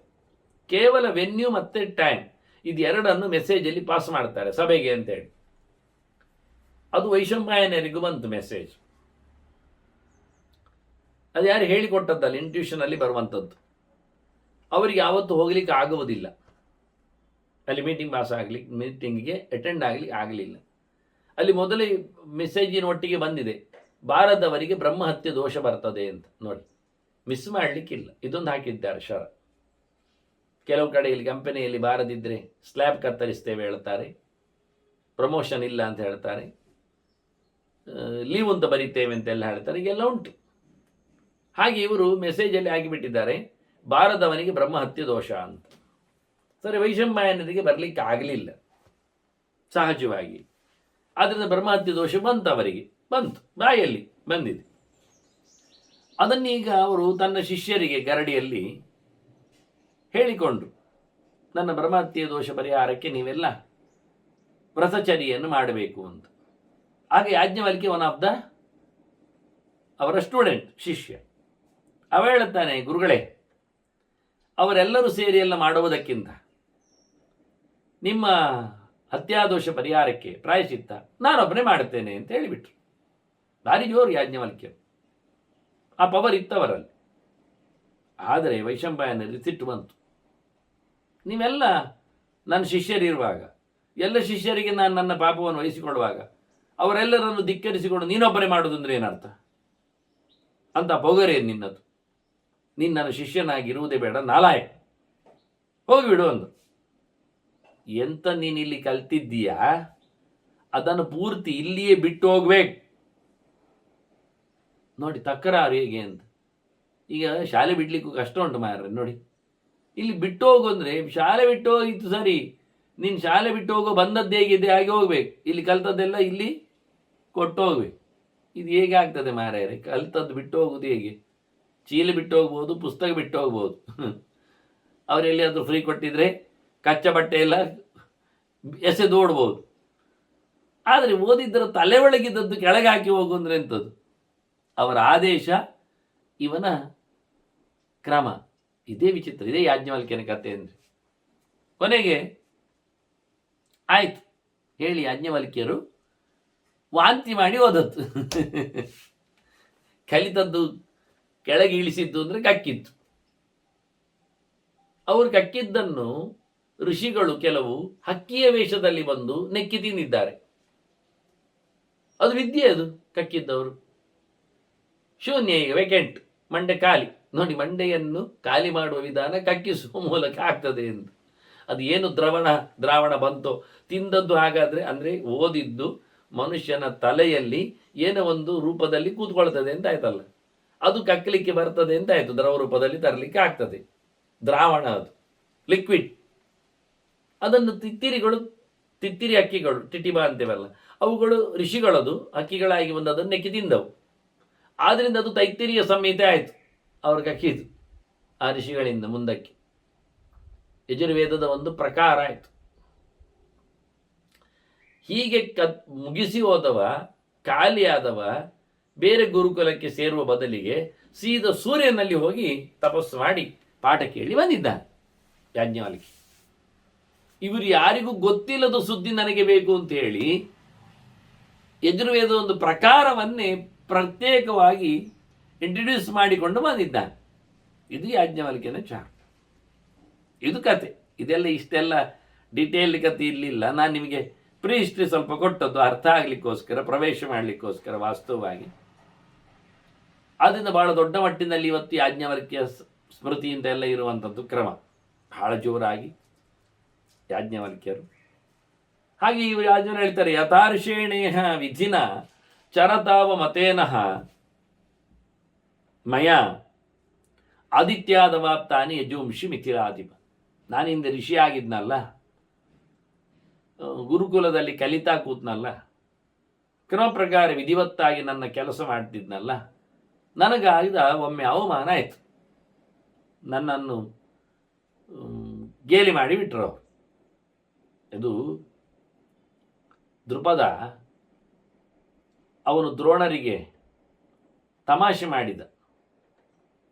ದ್ರೋಣರೋ ಮಗುವಿಗೆ ಹಾಲು ಕೊಡಿಲಿಕ್ಕೆ ದನ ಬೇಕು ಅಂತ ಬಂದವರು. ದೃಪದ ಯಾವನೋ ನೀನು ಹೇಳಿ ತಮಾಷೆ ಮಾಡಿ ಅವನನ್ನು ಒಟ್ಟು ಓದಿದವನಾದರೂ ಮಾತಿನಲ್ಲಿ ಕುಟ್ಟಿ ಕಳಿಸ್ತಾನೆ. ದ್ರೋಣ ವಿದ್ಯಾರ್ಥಿಗಳನ್ನು ಎತ್ತಿ ಕಟ್ಟಿ ದೃಪದನನ್ನು ತನ್ನ ಕಾಲಡಿಗೆ ಬೀಳಿಸುವಂತೆ ಕಲಿತ ಬಳಿ ಕೇಳ್ತಾನೆ. ಇಲ್ಲಿ ಏನಾಯಿತು ಅಂದರೆ ಎಲ್ಲ ಹೊಗೆ ಅಂತೇಳಿ ಹಾರಲಿಕ್ಕೆ ಹೋದರು. ಆಗ ಭೀಮ ಹೇಳುತ್ತಾನೆ, ಗುರುಗಳೇ, ಅವರು ಹೋಗಿ ಬರಲಿ, ಅವರದ್ದು ಆಗದ ಬಳಿಕ ನಾವು ಹೋಗಿ ತರ್ತೇವೆ. ಆಯಿತು ಅಂದರು ದ್ರೋಣರು. ಹಾಗಾಗಿ ಧರ್ಮರಾಜನನ್ನು ನಿಲ್ಲಿಸಿದ, ಭೀಮಸೇನ ಉಳಿದ, ಅರ್ಜುನನ್ನು ತಪ್ಪಿಸಿದ. ನಕುಲ ಸಹೋದರರು ಬದಿ ನಿಂತು. ಅವರು 100 ಜನ ಕರ್ಣ ಎಲ್ಲ ಹೋಗಿದ್ದಾವೆ ಹೋರಾಟಕ್ಕೆ. ದೃಪದ ಅವರಿಗೆ ಒಳ್ಳೆ ಸೈನ್ಯದಲ್ಲಿ ಹೊಡೆತ ಹಾಕಿ ಅವರಿಗೆ ಊರಿನವರೆಲ್ಲ ಮೇಲಿನಿಂದೆಲ್ಲ ಸೋಂಟೆ, ಒನಕೆ, ಗುದ್ಲಿ ಮತ್ತು ಕಡಪೆಯಲ್ಲಿ ಗಂಜಿ ಹಾಕಿದ್ದಾರೆ ಹಾಕಿರ್ಬೋದು, ಗೊತ್ತಿಲ್ಲ, ಎತ್ತಿ ಎತ್ತಿ ಇಡಿಸುಡಿ ಎಲ್ಲ, ಬಲೆ ಕೋಲೆ ಎಲ್ಲ ಬಡಿದಿದ್ದಾರೆ. ಊರಿನ ಹೆಣ್ಮಕ್ಕಳೆಲ್ಲ ಹೊಡೆದಿದ್ದಾರೆ ಅಂತ ಉಂಟು. ಮೊದಲ ಪ್ರಥಮ ಅದೆಂದು ಉಂಟಲ್ಲ ಹಾಗೆ. ಆ ರೀತಿಯಾಗಿ ಮೊದಲ ಇವರದ್ದು ಗಲಾಟೆ, ಹೊಡೆದಾಟ ಪಾಂಚಾಲದಲ್ಲಿ ಪೆಡು ತಿಂದು ಬಂದದ್ದು. ಮೊದಲು ಪೆಡು ತಿಂದು ಬಂದದ್ದೇ, ಕೊನೆಗೂ ಪೆಡು ತಿಂದದ್ದೇ. ಕೊನೆಗೆ ದ್ರೌಪದಿಯ ಬಗ್ಗೆ ಕೈ ಹಾಕಲಿಕ್ಕೆ ಹೋಗಿ ಸಾಮ ಪೆಡು ತಿಂದದ್ದೇ. ಇರಲಿ, ಆಗಲಿಲ್ಲ, ಪೆಡು ತಿಂದು ಹಿಂದೆ ಬಂದರು. ಕರ್ಣನೂ ಸೇರಿ ಹಿಂದೆ ಬಂದಿದ್ದಾರೆ ಪೆಡು ತಿಂದು. ನೋಡಿ, ಭಾರಿ ದೊಡ್ಡ ಕಾರಣ, ಅಲ್ಲಿಂದ ಬಂದವ, ಪರಶುರಾಮನಲ್ಲಿ ಕಲಿತು ಬಂದವ. ಅವರೆಲ್ಲ ಅಸ್ತ್ರಶಸ್ತ್ರದಲ್ಲಿ ಪಳಗಿದವರೇ, ದ್ರೋಣರಿಂದ ಹೇಳಿಕೊಟ್ಟು ಭಾರಿ ಜೋರಿನವರೇ. ಆಗಲಿಲ್ಲ ಆದ ನಂತರ ಭೀಮಸೇನೆ ಹೇಳ್ತಾನೆ, ಇನ್ನು ನಾವು ಹೋಗಿ ಬರ್ತೇವೆ ಅಂತ. ಆಯಿತು ಅಂತ ದ್ರೋಣ. ಆಗ ಧರ್ಮರಾಜನನ್ನು ಭೀಮ ನಿಲ್ಲಿಸಿ ಓದತ್ತು, ನೀನು ಇಲ್ಲೇ ಇರು ಹೇಳಿ ಅವರೇ ಒಳಗೆ ಪ್ರವೇಶ ಮಾಡಿದ್ದಾರೆ. ನಿಜವಾಗಿ ದ್ರುಪದನನ್ನು ಕಂದು ಕೊಟ್ಟಿದ್ದಾರೆಲ್ಲ, ಕತೆ ಮುಗೀತು. ಅಂದರೆ ಏನಾಯಿತು, ನಾವೇ ನಿಮ್ಮ ಚರ್ಯೆಯನ್ನು ಗುರುದಕ್ಷಿಣೆಯನ್ನು ಕೊಡುತ್ತೇವೆ ಹೇಳುವಂಥದ್ದು ತಪ್ಪಲ್ಲ. ಅವರದ್ದೆಲ್ಲ ಮುಗಿಲಿ ಹೇಳಿ ಅವರನ್ನು ಬಿಡುವುದೂ ಅಲ್ಲ. ಇಲ್ಲಿ ಯಾಜ್ಞವಲ್ಕ್ಯ ಹಾಗೆ ಮಾಡಿತ್ತು. ಉಳಿದವರೆಲ್ಲ ಎಂತ ಮಾಡೋದು, ನಾನೊಬ್ಬ ಮಾಡ್ತೇನೆ ಅಂತ ಹೇಳಿದ. ಇದರಲ್ಲಿ ಉಳಿದವರನ್ನು ಹಿಗ್ಗು ಮಾಡಿದ ಯೋಚನೆ ಗುರುಗಳಿಗೆ ಬರಲಿಕ್ಕೆ ಹೋಗಿ ಯಾಜ್ಞವಲ್ಕ್ಯನನ್ನೇ ಹೊರಗೆ ಹಾಕಿದ್ರು. ಯಾಜ್ಞವಲ್ಕ್ಯ ಏನು ಮಾಡಿದ, ಅವನು ಹೇಳ್ತಾನೆ, ನಾನು ಋಷಿಯಾಗೇ ಇದ್ದದ್ದು, ಅವ್ರು ಹೇಳಿದಾಗೆ ಕೇಳ್ತಿದ್ದೆ, ಒಳ್ಳೆ ವ್ಯವಸ್ಥೆ ಮಾಡಿಕೊಂಡೆ, ಆದರೆ ನನ್ನ ಮರ್ಯಾದೆ ತೆಗೆದು ಸರಿ ನಾನು ಓದವ ನಾನು ಸೂರ್ಯನಿಂದ ತಪಸ್ಸು ಮಾಡಿದೆ. ಮಹತಾ ತಪಸಾ ದೇವ ತಪಿಷ್ಣು ಸೇವಿತೋಮಯ. ಭಯಂಕರ ಬಿಸಿಯವವ ಸೂರ್ಯ ಅಂದರೆ ಕಮ್ಮಿಯ. ನಾನು ಗಟ್ಟಿಮುಟ್ಟಾದ ತಪಸ್ಸು ನಾನು ಮಾಡಿದೆ. ಹಾಗಾಗಿ ಸುಡುವವನ ಹತ್ತಿರದಲ್ಲಿ ನಾನು ಸುಟ್ಟುಕೊಂಡು, ತಪಸ್ಸಿನಲ್ಲಿ ಸುಟ್ಟುಕೊಂಡು, ತಪಸ್ಸು ಶಬ್ದಕ್ಕೆ ತಪನ ಅಂದರೆ ಸುಡುವುದು ಅಂತಲೂ ಅರ್ಥ ಉಂಟು, ಜಪಿಸುವುದು ಅಂತಲೂ ಅರ್ಥ ಉಂಟು, ಸುಮಾರು ಅರ್ಥಗಳುಂಟು, ಆಲೋಚಿಸುವುದು ಅಂತ ಅರ್ಥ ಉಂಟು. ನಾನು ಅವನ ಭಾರೀ ದೊಡ್ಡ ಮಟ್ಟಿನ ಚಿಂತನೆ ಮಾಡ್ತಾ, ಅವನ ತಪಸ್ಸು ಮಾಡ್ತಾ ಸುಡುವವನ ಅನುಗ್ರಹಕ್ಕೆ ಪಾತ್ರನಾದೆ. ಅವನಿಂದ ನಾನು ಯಜುರ್ವೇದಗಳನ್ನು ಪಡೆದೆ. ಅಲ್ಲಿ ಕಕ್ಕಿ ಬಂದದ್ದು ಕೃಷ್ಣ ಯಜುರ್ವೇದ, ಇಲ್ಲಿ ಶುಕ್ಲ ಯಜುರ್ವೇದ ಪಡೆದ. ಅವನು ಕೇಳುತ್ತಾನೆ ಸೂರ್ಯನ ಹತ್ರ, ಸೂರ್ಯನೇ ಕೇಳ್ತಾನೆ ಎಂತ ಬೇಕು ಅಂತ. ನನಗೆ ಯಾರು ಓದದ, ಯಾರು ಇಷ್ಟರವರೆಗೆ ಮಂತ್ರವನ್ನು ಹೇಳದ, ಉಪಯೋಗಕ್ಕೆ ಸಿಗದಿದ್ದ ಹೊಸ ಹೊಸ ಮಂತ್ರಗಳು ಹೇಳಬೇಕು. ಆಯ್ತು ಮಾರೇ ಅಂತ ಸೂರ್ಯ. ಅದಕ್ಕೆ ಅವರೊಂದು ಗಮ್ಮತ್ ಮಾಡಿದ್ದು. ಸೂರ್ಯ ಹೇಳ್ತಾನೆ, ನೀನು ಬಾಯಿ ಆ ಮಾಡಬೇಕು, ಬಾಯಿಯೊಳಗೆ ಸರಸ್ವತಿ ಹೋಗ್ತಾಳೆ ನಿನ್ನದು. ಆಯಿತು ಅಂದ ಇವ. ಹಾಗೆ ಇವನು ಹೇಳ್ತಾನೆ, ವಿವೃತಂತ ತಥೋ ಮಾಸ್ಯಂ. ಮಾ ಅಂದರೆ ಮಮ್ಮ, ಮೇ, ಮೇ ಅಂದರೆ ನನ್ನ, ಹಾಸ್ಯ ಅಂದರೆ ಬಾಯಿ, ಮೇ ಹಾಸ್ಯಂ ಮ ಹಾಸ್ಯಂ ಆಗ್ತದೆ. ಅಲ್ಲಿ ಅಚ್ಚುಸ್ವರ ಬಂದಾಗ ಇಚ್ಚಿನ ಅಲ್ಲು ಹೋಗ್ತದೆ, ಹಾಗಾಗಿ ಮ ಹಾಸ್ಯಂ ಆಗ್ತದೆ. ಒಟ್ಟು ಮಾಡಿದಾಗ ಮಾಸ್ಯಂ ಆಗ್ತದೆ. ಹಾಗಾಗಿ ಬಕ್ಕಿನವರಿಗೆಲ್ಲ ಅರ್ಥ ಆಗಲಿಲ್ಲ ಇದೆ ಅಂತ ಗೊತ್ತಿಲ್ಲ. ಇರಲಿ, ಇದೊಂದು ವಿಚಿತ್ರ ಸಂಧಿಗರ್ಭ ಸಂಧಿ ಅಂತ. ನನ್ನ ಬಾಯಿಯೊಳಗೆ ಅವನು ಹೇಳಿದ ಬಾಯಿ ತೆಗೆ ಅಂತ ಸೂರ್ಯ. ನಾನು ಬಾಯಿ ಆ ಮಾಡಿದೆ. ಆಗ ಪ್ರವಿಷ್ಟಾಚ ಸರಸ್ವತಿ, ಸರಸ್ವತಿ ಬಾಯಿಯೊಳಗೆ ಹೋಗಿಬಿಟ್ಲು.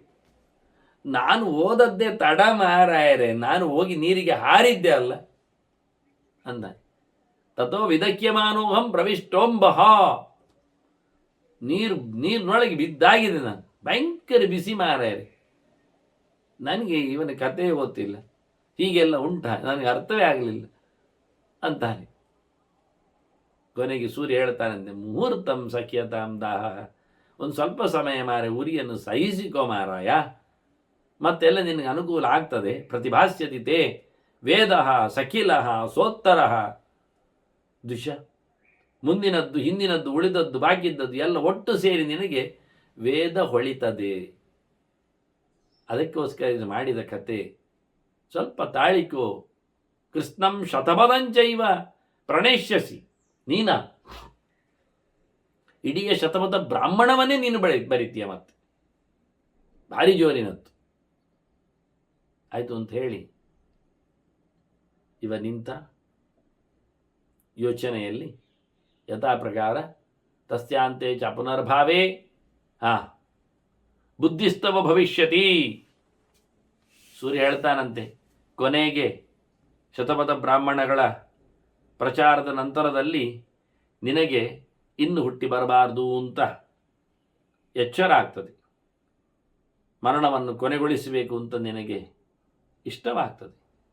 ಆಗ ಒಳ್ಳೆ ನಿನಗೆ ಎಚ್ಚರ ಆದದ್ರಿಂದ ಪ್ರಾಪ್ಸ್ಯಸೇಚ ಯದಿಷ್ಟಂ ತತ್ ಸಾಂಖ್ಯಯೋಗೇಪ್ಸಿತಂ ಪದಂ. ನಿನಗೆ ಖಂಡಿತವಾಗಿಯೂ ಸಾಂಖ್ಯರ ಯೋಗರ ಏನೊಂದು ಉತ್ತಮ ಸ್ಥಾನ ಇದೆ, ಶಾಶ್ವತವಾದ ನೆಲೆಗಟ್ಟು ವೈಕುಂಠ ಮೋಕ್ಷ, ಅದು ನಿನಗೆ ಸಿಗ್ತದೆ ಹೇಳಿ ನನಗೆ ಸೂರ್ಯ ಅನುಗ್ರಹ ಮಾಡಿದ. ಅವನು ಹೊರಟೋದ, ಕಣ್ಮರೆಯಾದ. ನಾನು ಮನೆಗೆ ಬಂದೆ, ಯೋಚನೆಯಲ್ಲಿ ಕೂತೆ, ಏನಾಯಿತು ಹೇಗಾಯಿತು ಅಂತ.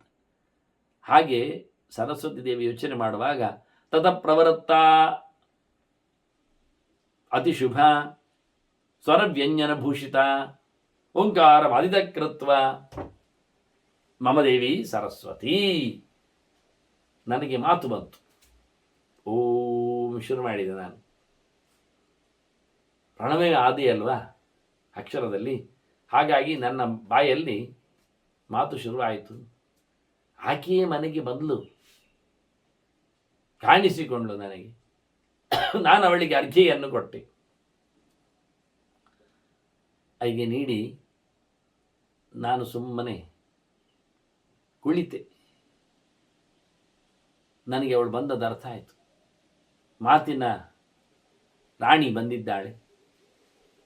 ಸ್ವರ ವ್ಯಂಜನಗಳೇ ಆಕೆ ಅಲಂಕಾರಗಳು, ಅಕ್ಷರಗಳೇ ಅಂತ ಅರ್ಥ, ಮತ್ತೇನು ಹೇಳೋದು. ಹಾಗಾಗಿ ಅವಳ ಯೋಚನೆಯಲ್ಲಿ, ಅವಳ ಪೂಜೆ ಪುನಸ್ಕಾರದಲ್ಲಿ ನನ್ನ ತಲೆ ಓಡಿ ನಾನು ಕೂಡಲೇ ಶತಪಥ ಬ್ರಾಹ್ಮಣದ ರಚನೆಯನ್ನು ಮಾಡಿ ತತಃಶತಪಥಂ ಕೃಷ್ಣಂ ಸರಹಸ್ಯಂ ಸ ಸಂಗ್ರಹಂ, ಅದರ ಎಲ್ಲ ರೂಪಲೇಶಗಳೊಂದಿಗೆ ಶತಪಥ ಬ್ರಾಹ್ಮಣವನ್ನು ಅದರ ಉಪನಿಷತ್ತುಗಳ ರಹಸ್ಯ ಚಿಂತನೆಗಳೊಂದಿಗೆ ಚಕ್ರೇ ಸ ಪರಿಶೇಷಂಚ, ಅದರ ಪರಿಶೇಷವನ್ನು ಪರಿಶಿಷ್ಟವನ್ನು ಸಮೇತ ನಾನು ಗಮ್ಮತ್ತಿನಲ್ಲಿ ಹರ್ಷೇಣ ಗಮ್ಮತ್ತಿನಲ್ಲಿ ಮಾಡಿದ್ದು. ಖುಷಿಯೋ ಖುಷಿ. ಮಾತಿನ ಪ್ರಪಂಚ ನೋಡಿದಾಗ ಇದ್ದದರಲ್ಲಿ ಇವತ್ತು ದೊಡ್ಡ ಬ್ರಾಹ್ಮಣವಾಗಿ ಶತಪಥ ಬ್ರಾಹ್ಮಣ ನಮಗೆ ಕಾಣಲಿಕ್ಕೆ ಸಿಗ್ತದೆ. ಅದ್ಧೂರಿಯಾದ ಚಿಂತನೆಗಳೆಲ್ಲ ಮುಡುಗಟ್ಟಿದೆ, ನೋಡಿಕೊಂಡೆ, ನಡೆಸಿದೆ, ಯೋಚನೆ ಮಾಡಿದೆ. ಬಹಳ ಹರ್ಷೇಣ ಪರಮೇಣ, ಬಹಳ ಅದ್ಧೂರಿಯಾದ ಖುಷಿ ನನಗಾಯಿತು.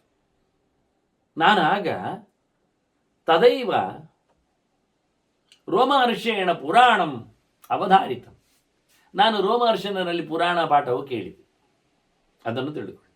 ಇತ್ತ ವೇದದ ಚಿಂತನೆ, ಶ್ರುತಿಯ ಚಿಂತನೆ, ಅತ್ತ ಪುರಾಣದ ಚಿಂತನೆ, ಪೌರುಷೇಯದ ಚಿಂತನೆ. ಇಲ್ಲಿ ಹೇಳುವಾಗ ರೋಮಹರ್ಷನಿಂದ ಕಲಿತು ಹೇಳುವಾಗ ಇದು ಲೇಟೆಸ್ಟ್ ವ್ಯಾಖ್ಯಾನ ಅಂತ ಅರ್ಥ ಆಗುತ್ತಲ್ಲ, ಸತ್ಯ. ಅದರಿಂದ ವೈಶಂಪಾಯನರು ವೇದವ್ಯಾಸರ ಶಿಷ್ಯರು. ಈಗ ನಮಗೆ ಕತೆ ಹೇಳ್ತಾ ಇರುವವರು, ಅಂದರೆ ವೈಶಂಪಾಯನರು ಜನಮೇಜಯನಿಗೆ ಅವನು ಮಾಡುತ್ತಿರುವ ಸರ್ಪಸತ್ರದಲ್ಲಿ ಪರೀಕ್ಷಿತನ ಸಂಹಾರದ ನೆಲೆಯಲ್ಲಿ ಕತೆ ಕೇಳ್ತಾ ಇರುವುದು ಮಹಾಭಾರತವನ್ನು, ಅಜ್ಜಂದಿರ ಕತೆ ಹೇಳ್ತಾ ಇರುವರು ವೇದವ್ಯಾಸರ ಶಿಷ್ಯರು ವೈಶಂಪಾಯನ. ಆಗ ಅಲ್ಲಿ ಕೂತು ಕೇಳಿದವ ಉಗ್ರಶ್ರವಸ್ಸು. ಅವ ಮುಂದೆ ಮಹಾಭಾರತವನ್ನು ನೈಮಿಷಾರಣ್ಯದಲ್ಲಿ ಹೇಳಿದವ. ಹಾಗಾಗಿ ಇದು ಇವನು ಅಪ್ಪ ರೋಮಹರ್ಷಣ ಪಾಠ ಮಾಡಿತ್ತು ಬಹಳ ಹಿಂದೆ. ವೈಶಂಪಾಯನರು ಅವರು ಈಗ ಪಾಠ ಮಾಡ್ತಾ ಇದ್ದಾರೆ, 5000 ವರ್ಷದ ಕೆಳಗೆ. ಆಗ ಕಲೀಲಿಕ್ಕೆ ಬಂದವ ಉಗ್ರಶ್ರವಸ್ಸು. ಆಗ ಬಲರಾಮನಿಂದಾಗಿ ರೋಮಹರ್ಷಣ ಸತ್ತಾಗಿತ್ತು. ರೋಮಹರ್ಷಣ ಸತ್ತ ಪೀರಿಯಡ್ ಬಲರಾಮನ ಯಾತ್ರೆ, ತೀರ್ಥಯಾತ್ರೆ, ದುರ್ಯೋಧನ ಹೊಡೆದಾಟಕ್ಕಿಂತ ಮೊದಲು. ದೊಡ್ಡ ಮಟ್ಟದ ಮಹಾಭಾರತ ಯುದ್ಧದ ಹೊತ್ತಿನಲ್ಲಿ ಬಲರಾಮ ಅತ್ತ ಇಲ್ಲಿ ಯುದ್ಧ ಮಾಡುವುದಿಲ್ಲ ಅಂತ ಹೋದವ ಅತ್ತ ರೋಮಹರ್ಷಣನನ್ನು ಕೊಂದ, ಬಳಿಕ ಬಲ್ವನನ್ನು ಕೊಂದಿದ್ದಾನೆ, ಇಲ್ವಲನ ಮಗನನ್ನು. ಅವನು ಕ್ಲಾದನ ಮಗ, ಕ್ಲಾದ ಪ್ರಹ್ಲಾದನ ಸೋದರ, ಹಿರಣ್ಯಕಶಿಪುವಿನ ಮಗ. ಹಿರಣ್ಯಕಶಿಪು ಕಶ್ಯಪನ ದ್ವಿತೀಯ ಮಗ, ಅವನು ಚತುರ್ಮುಖನ ಮರೀಚಿಯ ಮಗ, ಚತುರ್ಮುಖನ ಮಗನ ಮರೀಚಿಯ ಮಗ. ಹೀಗೆ ಬಹಳ ಹತ್ತಿರದ ಪೀರಿಯಡ್ ವ್ಯಕ್ತಿ. ಸತ್ತವರು ಬಹಳ ಸಮಯದಿಂದ ಇರ್ತಾರೆ, ಅದು ಬಿಡಿ. ಆದರೆ ರೋಮಹರ್ಷಣ ಉಗ್ರಶ್ರವಸ್ಸಿಂದ ಪೂರ್ವ ಪೀರಿಯಡ್ನವ, ವೇದವ್ಯಾಸರ ಮಗನೇ ರೋಮಹರ್ಷಣ. ಅವನನ್ನು ಬಲರಾಮ ನೈಮಿಷಾರಣ್ಯದಲ್ಲಿ ಪ್ರವಚನ ಮಾಡ್ತಾ ಇರುವಾಗ ತೀರ್ಥಯಾತ್ರೆ ಹೋದವ ಕೊಂದವ. ಅದಕ್ಕಿಂತ ಹಿಂದಿನ ಕಥೆ ಇದು. ರೋಮಹರ್ಷಣರು ಇದ್ದಾಗ ಯಾಜ್ಞವಲ್ಕ್ಯರು ಕಲಿತತ್ತು. ವ್ಯಾಸರು ಬಂದ ಬಳಿಕ ರೋಮಹರ್ಷಣ ಬಂದದ್ದು. ರೋಮಾಂಚಾತ್ ರೋಮಹರ್ಷಣಂ ಅಂತ ವೇದವ್ಯಾಸರು ತನ್ನ ರೋಮಾಂಚದಿಂದ ರೋಮಹರ್ಷಣನನ್ನು ಮಗನನ್ನಾಗಿ ಪಡೆದದ್ದು.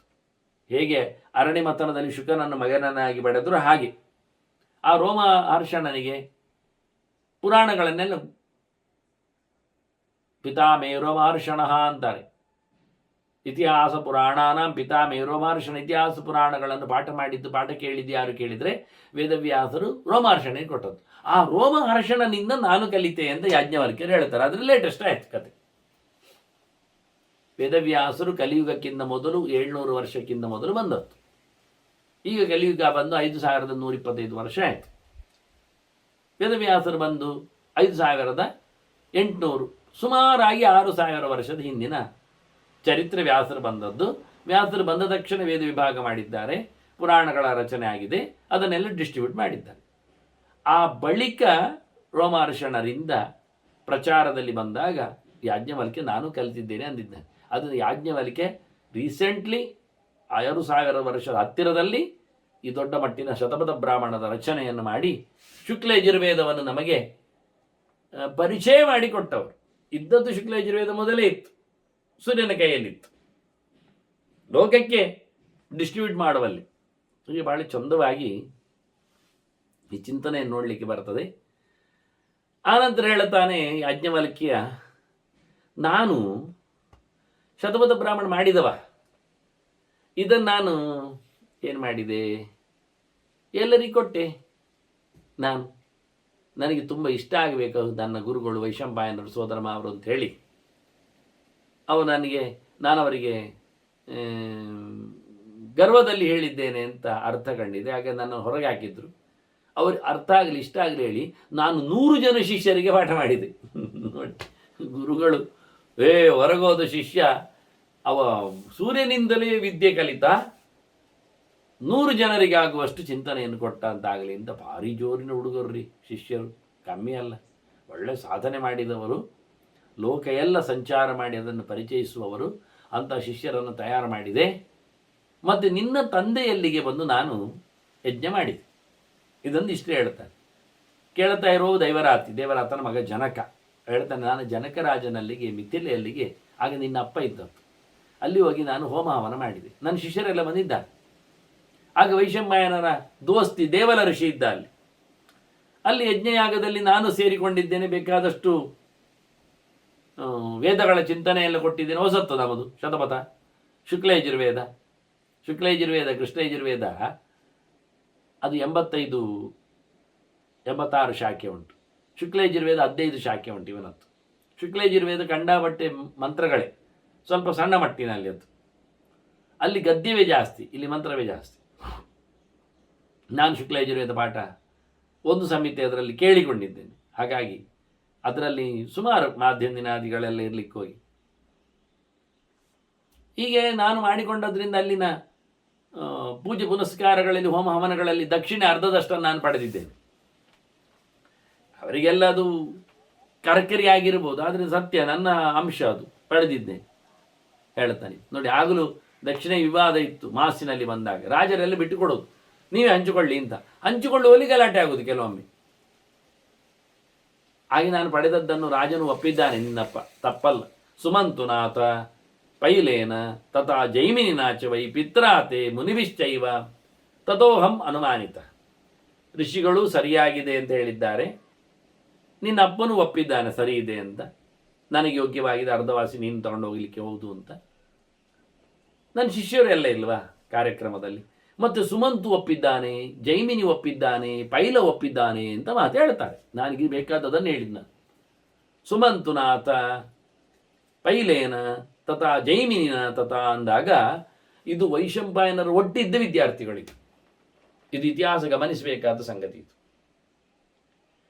ವೇದವ್ಯಾಸರು ವೇದ ವಿಭಾಗ ಮಾಡಿದ ನಂತರ ಋಗ್ವೇದದ ಪ್ರಚಾರಕ್ಕೆ ಪೈಲನನ್ನು ಆಯ್ಕೆ ಮಾಡಿತ್ತು. ತತ್ರ ಋಗ್ವೇದದ ಪೈಲಹ ಅಂತ. ಮತ್ತೆ ಸಾಮವೇದಕ್ಕೆ ಸಾಮಗೋ ಜೈಮಿನಿ ಕವಿಹಿ, ಜೈಮಿನಿಯರನ್ನು ತಂದದ್ದು. ಅಥರ್ವಾಂಗಿರ ಸಾಂಚೈವ ಸುಮಂತರು ವಾರುಣೋ ಮನಿಹಿ, ಅಥರ್ವ ವೇದಕ್ಕೆ ಸುಮಂತನನ್ನು ತಂದದ್ದು. ಮತ್ತೆ ವೈಶಂಪಾಯನೈವೀಕಃ ನಿಷ್ಠಾತ ಯಜುಷಾಂತತಃ, ವೈಶಂಪಾಯನರನ್ನು ಯಜುರ್ವೇದಕ್ಕೆ ತಂದದ್ದು. ಯಜುರ್ವೇದಕ್ಕೆ ತಂದ ವೈಶಂಪಾಯನರಲ್ಲಿ ಸ್ಪ್ಲಿಟ್ ಆಗಿ ಡೈವರ್ಟ್ ಆಗಿ ಹೊರಗೆ ಹೋಗಿ ಯಾಜ್ಞವಲ್ಕ್ಯರದನ್ನು ಹೊಸತಾಗಿ ಮತ್ತೆ ತಂದದ್ದಲ್ಲಿ. ಇದು ಕ್ರಮ. ಹಾಗಾಗಿ 4ರಲ್ಲಿ 3 ಗಮನಿಸ್ತಾನೆ, ಗುರುತಿಸ್ತಾನೆ ಯಾಜ್ಞವಲ್ಕ್ಯ. ಮತ್ತೆ 3 ವೇದದವರು ಸಾಮ ಋಕ್ ಅಥರ್ವದವರು ಸುಮಂತು ಮೈಲ ಜೈಮಿನಿ ನಾನಾವತ್ತು ಪಡೆದ ಸಂಪತ್ತನ್ನು ಸರಿಯಾಗಿದೆ ಅಂತ ನಿನ್ನ ಅಪ್ಪನು ಸೇರಿದ್ದಲ್ಲಿ ಅಪ್ಪನ ಯಾಜಮಾನ್ಯದಲ್ಲಿ ನಡೆದ ಯಜ್ಞದಲ್ಲಿ ಇತರ ಋಷಿಗಳು ಒಪ್ಪಿದ್ದಾರೆ. ಇತರ ಋಷಿಗಳ ಹೆಸರು ಹೇಳದೆ 3 ಮುಟ್ಟಿದ್ದು ವೈಶಂಪಾಯನರ ಸಹಪಾಠಿಗಳಾಗಿ ತೋರಿಸಲಿಕ್ಕೆ. ಇಲ್ಲಿ ಪೈಲನೊಳಗೆ ಶೇಷ ಪ್ರವೇಶ ಮಾಡಿದ್ದ ಕಲಿಯುವಾಗ, ಜೈಮಿನಿ ಒಳಗೆ ಇಂದ್ರನೇ ಸೇರಿಕೊಂಡಿದ್ದ, ಸುಮಂತನೊಳಗೆ ಗರುಡನು ಬಂದಿದ್ದ. ಇದೊಂದು ವಿಶೇಷ. ಹಾಗಾಗಿ ದೊಡ್ಡ ದೊಡ್ಡ ಜನರು ಇವರೆಲ್ಲ ಯಾಜ್ಞವಲ್ಕ್ಯನ ಜೊತೆಯಲ್ಲಿ ಇವರೊಂದು ಸಾಮಾನ್ಯರಲ್ಲ ವಿಷಯದಲ್ಲಿ. ಹೀಗೆ ನಾನು ಚಿಂತನೆ ಮಾಡಿದವ. ನಾನಿದನ್ನು ಗ್ರಂಥವನ್ನು ಇಂಟ್ರೊಡ್ಯೂಸ್ ಮಾಡಿದಾಗ ಒಬ್ಬ ಗಂಧರ್ವರಾಜ ವಿಶ್ವಾವಸು ಬಂದ. ಅವನ ಹತ್ರ ಚಿಂತನೆ ಕೇಳಿದ. ತಥೋ ರಾಜನ್ ವಿಶ್ವಾವಸು ತಥೋ ರಾಜನ್ ವೇದಾಂತ ಜ್ಞಾನ ಕೋವಿದ, ಭಯಂಕರ ಎಕ್ಸ್ಪರ್ಟ್ ಅವ, ಭಾರಿ ಜೋರಿನವ, ತುಂಬ ಚಿಂತನೆ ಮಾಡಿದವ, ಭಾಳ ಚೆನ್ನಾಗಿ ನನ್ನ ಹತ್ರ ಅವ ಪ್ರಶ್ನೆ ಮಾಡಿಬಿಟ್ಟ. ಪಪ್ರಚ್ಛ ಪಂಚವಿಂಶಾಂಶ 25 ಪ್ರಶ್ನೆ ಮಾಡಿದ್ದಾನೆ ವಿಶೇಷವಾಗಿ. ಅದರಲ್ಲಿ ಕೊನೆಯ ಪ್ರಶ್ನೆ ಅವನಿಗೆ ಅನ್ವೀಕ್ಷಿಕೆಯ ಬಗ್ಗೆ, ವೇದಾಂತ ಜ್ಞಾನದ ಬಗ್ಗೆ. ಅನುವೀಕ್ಷಾ ಅಂದರೆ ವೇದಕ್ಕೆ ಸಂಬಂಧಪಟ್ಟಂಥ ಚಿಂತನೆ ಅಂತ ಅರ್ಥ, ಪ್ರಮಾಣಬದ್ಧವಾದದ್ದು ಅಂತ. ಅದು ಯಾವುದು ಪ್ರಶ್ನೆ ಯಾವುದು ಉತ್ತರ ಮತ್ತೆ ನೋಡು, ಸುಲಭ ಇದೆ, ಇರಲಿ. ಪ್ರಶ್ನೆ ಕೇಳಿದ್ದಕ್ಕೆ ನಾನು ಹೇಳಿದೆ ಮಾರಾಯ, ಮುಹೂರ್ತ ಮುಷ್ಯದ, ಸ್ವಲ್ಪ ಸಮಯ ಕೂತ್ಕೋ ಮಾರಾಯ. ನಾನು ಹೇಳಬೇಕಲ್ಲ, ನಾನು ಯೋಚನೆ ಮಾಡಿದ್ದೆ ಕೂತ್ಕೊಂಡು. ಏನನ್ನು ಪ್ರಶ್ನೆ ಅಲ್ಲ, ಯಾವತ್ತು ಪ್ರಶ್ನೆ ಯೋಚನೆ ಮಾಡಿದರೆ ಪ್ರಶ್ನೆಯೇ ಮಾಡ್ತದೆ, ಮತ್ತೆಂಥದ್ದು ಇಲ್ಲ. ಮತ್ತು ಯೋಚನೆ ಮಾಡಬೇಕಾದ್ದು ಉತ್ತರ ಹೇಗೆ ಯೋಚನೆ ಮಾಡೋದು? ಕೊಟ್ಟವಳು ಯಾರು? ಸರಸ್ವತಿ. ನಾನು ಸರಸ್ವತಿಯನ್ನು ಯೋಚನೆ ಮಾಡಿದೆ ಅಂತ ನೀವು. ಅಜಿಂದಯಂ ಸರಸ್ವತೀಂ ದೇವೀಂ, ನಾನು ಸರಸ್ವತಿ ದೇವಿಯನ್ನು ಯೋಚನೆ ಮಾಡಿದಾಗ ನನಗೆ ಭಾಳ ಚೆನ್ನಾಗಿ ಕಾಣಲಿಕ್ಕೆ ಶುರು ಆಯ್ತಲ್ಲ. ಮತ್ನಾಮಿ ಮನಸಾತಾತ ದೃಷ್ಟ ಚ ಅನ್ವೀಕ್ಷಿಕೀಂ ಪರಾಂ. ಅವರ ಉತ್ತಮೋತ್ತಮವಾದ ಪ್ರಶ್ನೆಗಳಿಗೂ ಎಲ್ಲ ಉತ್ತರಗಳು ಕಾಣಲಿಕ್ಕೆ ಶುರುವಾಗಿದೆ ಮನಸ್ಸಿನಲ್ಲಿ. ಒಳಗಿಂದ ಮಥನ ಆಗ್ತಾ ಉಂಟು. ದದ್ನೋ ಘೃತಮಿವೋಧೃತ ಅಂತ ಇವನು ಹೊಸ ವಿಷಯ ಹೇಳ್ತಾನೆ. ಬೆಣ್ಣೆಯಲ್ಲಿ ತುಪ್ಪ ಬಂದಂತಾಯ್ತು ಮಾರಾಯ. ನೋಡಿ, ಬೆಣ್ಣೆಯಲ್ಲಿ ತುಪ್ಪ ಬರ್ತದ? ಹೌದು, ಬರ್ತದೆ. ನೋಡಿ, ಮನಸ್ಸಿನಲ್ಲಿ ಕಡೆದಾಗ ಹೊಳೆಯಿತು ಅಂದ. ಮನಸ್ಸಿನಲ್ಲಿ ಕಡೆದಾಗ ಹೊಳೆಯಿತು ಅಂದರೆ ಮೊಸರು ಕಡೆದಾಗ ಬೆಣ್ಣೆ ಬಂತು ಅಂತ ಹೇಳ್ಬೇಕಲ್ವಾ? ಅದು ಸರಿ. ಇದೇನು ಗೊತ್ತು ನೀವು ಹೇಳೋದು? ದದ್ನೋ ಘೃತಮಿವೋಧೃತ ಅಂತಾನೆ. ಮೊಸರಿನಲ್ಲಿ ದದಿ ಅಂದರೆ ಬೆಣ್ಣೆಯಲ್ಲಿ ತುಪ್ಪ ಬಂದಂತಾಯ್ತು. ಹೌದು, ಬೆಣ್ಣೆಯಲ್ಲಿ ತುಪ್ಪ ಬರ್ತದೆ. ಯಾವಾಗ? ಅದು ಬೆಣ್ಣೆಯನ್ನು ಕಾಯಿಸಿದ್ರೆ ತುಪ್ಪ ಬರ್ತದೆ. ಮನಸ್ಸಿನಲ್ಲಿ ಕಲ್ಲಡಿಸಿದ ದೃಷ್ಟ ಅಂತ ಹೇಳುವಾಗ ಮಥನ ಮಾಡುವುದನ್ನು ಹೇಳಿದರೆ ಕಡಗೋಲಾಕಿ ಮೊಸರಿನಲ್ಲಿ ಬೆಣ್ಣೆ ತೆಗಿಬೇಕು. ಇವ ಹೇಳ್ತಾನೆ ನನಗೆ ಬೆಣ್ಣೆಯಲ್ಲಿ ತುಪ್ಪ ಬಂದಂತಾಯಿತು. ಒಂದೇನಾಯ್ತು? ಹಾಗಾದರೆ ಮನಸ್ಸಿನಲ್ಲಿ ಬಿಸಿ ಆಯ್ತಲ್ಲ. ಮನಸ್ಸು ಎನ್ನುವುದು, ಮಂಡೆ ಎನ್ನುವುದು ಒಂದು ಕಾವಲಿ. ಅದರಲ್ಲಿ ಬಿದ್ದದ್ದು ಇವನ ಯೋಚನೆಗಳ ರಾಶಿ, ಚಿಂತನೆಗಳ ಸಾಮ್ರಾಜ್ಯ, ಹೊತ್ತಗೆಗಳ ಹೊತ್ತುಗಳು ಅಥವಾ ಮಾತುಗಳು. ಅದರ ಒಟ್ಟೆರ ಮೇಲೆ ಬೆಸೆದು ಬಂದದ್ದು, ಮೇಲೆ ಬಂದದ್ದು ತುಪ್ಪ. ಏನಿ ಕಟ್ಟಿತು. ವಿಷಯ ಇಷ್ಟೇ ಅಂತ ನೋಡಿ. ದೃಷ್ಟಾಂತಗಳು ಬೇರೆ, ಕಥೆಗಳು ಬೇರೆ. ಬಹಳ ಚೆನ್ನಾಗಿದೆ. ಮಥನ ಮಾಡಿ ಮನಸ್ಸಿನ ಆದರೆ ಅವನು ನೋಡಿ ಕೇಳಿದ್ದನ್ನು ಕಕ್ಕಿ ಬಂದವ. ಹಾಗಾಗಿ ತಲೆಯಲ್ಲಿ ಹೇಗಿರ್ಬೋದು ಅನ್ನೋ ಹತ್ರ ದ್ರಾವಣಗಳು ನೋಡಿ ಕರೆಕ್ಟಾಗಿ ಹಾಗೆ ಹೇಳ್ತದೆ. ತುಪ್ಪದಾಗಿ ಉಂಟು. ಅದರಿಂದ ಯಾರದ್ದಾದ್ರೂ ತಲೆಯಲ್ಲಿ ಕಲಿತದ್ದಿದ್ರೆ ಅಲ್ಲಿ ತುಪ್ಪದಾಗಿ ಕಂಡ್ರೆ ದ್ರಾವಣ, ಅದುವೇ ವಿದ್ಯೆ ಅಂತ ಅರ್ಥ ಮಾಡಬಹುದು. ವಿದ್ಯೆಗೊಂದು ಭೌತವಾದ ಆಕಾರವನ್ನು ಹೇಳೋದಾಗಿದ್ರೆ, ಶಬ್ದಗಳು ಕೇಳೋದಿಲ್ಲ, ಅವ್ಯಕ್ತ. ಕೇಳೋದಿದ್ರೆ ನೋಡೋದಾಗಿದ್ದರೆ ಅದೊಂದು ಗಮ್ಮತ್ ಹೇಳಲಿಕ್ಕೆ ಆಗ್ತದೆ. ಹಾಗೆ ಹೇಳ್ತಾನೆ ನೋಡು ರಾಜ. ಇವನಿಗೆ ವಿಶ್ವಾವಸಿಗೆ ಹೇಳೋದು, ಗಂಧರ್ವರಾಜನಿಗೆ, ಚತುರ್ಥಿ ರಾಜಶಾರ್ದೂಲ ವಿದ್ಯೇಶ ಸಾಂಪರಾಯಿಕಿ ಉದೀರಿತ ಮಯಾ ತುಭ್ಯಂ ಪಂಚವಿಂಶ ಅಧಿತಿಷ್ಠತ. 25ನೇ ಪ್ರಶ್ನೆ ಉಂಟಲ್ಲ ನಿನ್ನದು, ಅನ್ವೀಕ್ಷಿಕಿ ವಿದ್ಯೆ, ಅದು ಮೋಕ್ಷ ವಿದ್ಯೆ ಮಾರಾಯ. ಅದು ಹೇಳುತ್ತೇನೆ ನಿನಗೆ. ಅದು 4ನೇ ವಿದ್ಯೆ ಅಂತ ಹೇಳ್ಬೋದು. ಮತ್ತು 3 ಯಾವುದು ಅಂದರೆ ಋಗ್ಯಜು ಸಾಮ. ಇದು ವೇದ ತ್ರೈ ವಿದ್ಯಾ ಅಂತ. ಇದು ಚತುರ್ಥಿ ವಿದ್ಯೆ. 4ನೇದ್ದು ಆನ್ವೀಕ್ಷಿಕಿ 2 ಉಂಟು ಹೇಳ್ತಾರೆ ಆಚಾರ್ಯ ಮಧ್ವರು. ಒಂದು ಶುದ್ಧವಾದ ಭಗವಂತನ ಎಚ್ಚರ ಕೊಡುವಂಥದ್ದು, ಇನ್ನೊಂದು ಬರೇ ತರ್ಕ ಮಾಡಿಕೊಂಡು ಟೈಮ್ ಪಾಸ್ ಮಾಡುವಂಥದ್ದು ಅಂತ. ಆನ್ವೀಕ್ಷಿಕಿ ಕುತರ್ಕಾಕ್ಯ ಅಂತಾರೆ ಅವರು. ಇರಲಿ, ಈಗಿರುವಂಥದ್ದು ಆನ್ವೀಕ್ಷಿಕಿ ಕುತರ್ಕಾಕ್ಯವೇ. ಹಳೆಯ ಭಗವಂತನ ಎಚ್ಚರ. ಅನು ಈಕ್ಷಾ, ಅನು ಅಂದರೆ ಪ್ರಮಾಣಕ್ಕೆ ಅನುಗುಣವಾದ ಚಿಂತನೆ. ಅನು ಈಕ್ಷಾ ವಿಷಯಕ್ಕೆ ಅನುಗುಣ, ಭಗವಂತನಿಗೆ ಅನುಗುಣವಾದ ಚಿಂತನೆ ಅಂತ. ವಸ್ತುವಿಗೆ ಅನುಗುಣವಾದ ಚಿಂತನೆ, ಪ್ರಮಾಣಕ್ಕೆ ಅನುಗುಣವಾದ ಚಿಂತನೆ ಇದ್ರೆ ಅದು ಅನ್ವೀಕ್ಷಿಕ. ಇವತ್ತು ತಲೆ ಒಂದು ಯೋಚನೆ ಮಾಡಿಕೊಂಡು ಬಿಟ್ಟದ್ದು ಹಾಗಾಗಿದೆ. ಅನುಮಾನ ಅಂತ ಹೇಳುವಾಗೆ ಆಯಿತು. ಅನುಮಾನ ಅಂದರೆ ಮಾನ ಅನುಸೃತಿ ಅನ್ನೋದು ಒಳ್ಳೆಯದು. ಅದು ಬಿಟ್ಟು ನಮ್ಮದು ಅನುಮಾನ ಅಂತಲ್ಲ, ಕೇವಲ ಗೆಸ್ಸಿಂಗ್, ಅದು ಅನ್ವೀಕ್ಷಿಕೆ ತಪ್ಪು.